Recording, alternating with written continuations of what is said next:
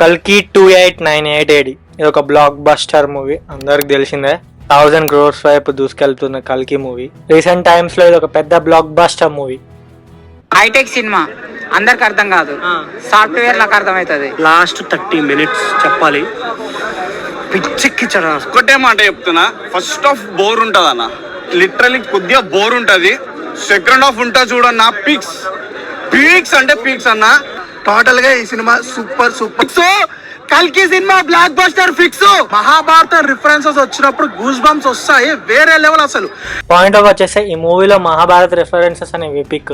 మహాభారతం గురించి, మన పురాణాల గురించి తెలియని వాళ్ళకి కూడా ఈ మూవీ చూస్తే తెలుసుకోవాలి అని ఒక ఇంట్రెస్ట్ క్రియేట్ చేశాడు నాగ్ అశ్విన్ ఈ మూవీ ద్వారా. అయితే ఈ మూవీ చూసిన తర్వాత మనకి కొన్ని డౌట్స్ వస్తాయి, కొన్ని క్వశ్చన్స్ వస్తాయి. అయితే 5 questions that comes to your mind after watching Kalki. We are going to make a video on this. మొట్టమొదట ఈ మూవీ చూశాక మనకు వచ్చే డౌట్ ఏంటంటే, కర్ణుడు ఇంకా ఆత్మరూపంలో తిరుగుతున్నాడా? అశ్వత్థామ ఇంకా కర్ణుడు ఫ్రెండ్సా? వీళ్ళిద్దరు కలిసి కల్కికి ధర్మ సంస్థాపనలో హెల్ప్ చేశారా? అంటే ప్రభాస్ ని కర్ణుడిగా చూపించారు కదా మూవీలో. ఇలాంటి డౌట్స్ మనకు వస్తాయి. అయితే మహాభారత యుద్ధంలో కర్ణుడు అర్జునుని చేతిలో చనిపోతాడు కదా. చనిపోయిన తర్వాత ఈ శ్లోకం అనేది చెప్పబడింది. దీని మీనింగ్ ఏంటంటే, కర్ణుడు చనిపోయిన తర్వాత అతని యొక్క తేజస్సు, అతని యొక్క ఆత్మ అనేది సూర్యునిలో కలిసిపోయింది అని చెప్పడం జరిగింది. అయితే మూవీలో చూపించింది ఫ్రిక్షనల్ అని చెప్పవచ్చు. కానీ ఫ్రిక్షనల్ అయినప్పటికీ డైరెక్టర్ యొక్క ఇమాజినేషన్ మనం మెచ్చుకొని తీరాలి. అశ్వత్థామ ఇంకా కర్ణుడు ఇద్దరు అధర్మం వైపు నిలబడ్డారు మహాభారత యుద్ధంలో. కానీ ఇక్కడ కల్కిని ప్రొటెక్ట్ చేస్తున్నారు అని డైరెక్టర్ ఏదైతే పోర్ట్రే చేశారో అది చాలా బాగుంది అని చెప్పొచ్చు. ఇకపోతే సెకండ్ క్వశ్చన్ వచ్చేసి, అశ్వత్థామ ఇంకా బతికే ఉన్నాడా? ఎస్, అశ్వత్థామ ఇంకా బతికే ఉన్నాడు. శ్రీకృష్ణుని శాపం కారణంగా అశ్వత్థామ 7 చిరంజీవులు ఎవరైతే ఉన్నారో వాళ్ళలో ఒకడు. అయితే అశ్వత్థామ కల్కిని కాపాడడం కోసమే ఇంకా చిరంజీవిగా ఉన్నాడా అంటే కాదు. అశ్వత్థాముడు కలిపురాణంలో వ్యాసుడు రాసిన దాంట్లో Ashwatthama will be part of Kalki's army అంతే. మీకు ఇంకేమైనా డీటెయిల్గా తెలుసుకోవాలి అశ్వత్థామ గురించి కానీ సప్త చిరంజీవుల గురించి కానీ తెలుసుకోవాలనుకుంటే మేము దాని మీద ఒక వీడియో చేసాం, అది లింక్ డిస్క్రిప్షన్లో ఉంటుంది, చూడండి.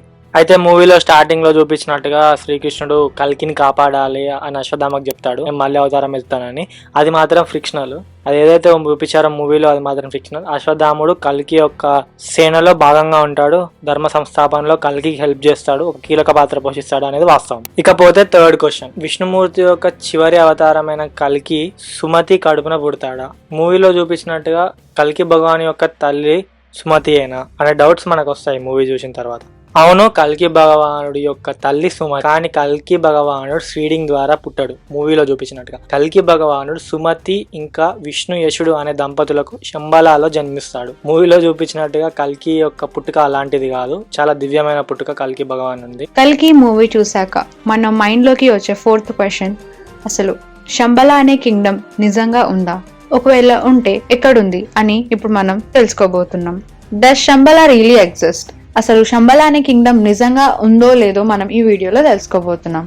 శంబల అనేది ఒక మల్టీ డైమెన్షనల్ కింగ్డమ్. శంబల అనేది ఒక సంస్కృత పదం, దాని యొక్క అర్థం శాంతి స్థానం అని.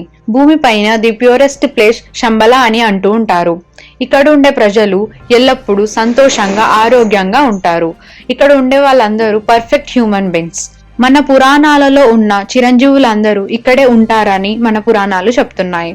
శంబల అనేది ఒక మల్టీ డైమెన్షనల్ కింగ్డమ్ అవడంతో అది ఫిజికల్ ప్లేన్ లో ఉండదు, అంటే మానవ మాతృనికి కంటికి కనిపించదు. ఎవరైతే వాళ్ళ చక్రాలను యాక్టివేట్ చేసి వేరే డైమెన్షన్ కి వెళ్ళగలుగుతారో వాళ్ళు శంబల కింగ్డమ్ ని చూడగలుగుతారు. మన భూమి మొత్తంలో హైయెస్ట్ ఎనర్జీ స్టోర్ అయి ఉన్న ప్రదేశం హిమాలయాస్.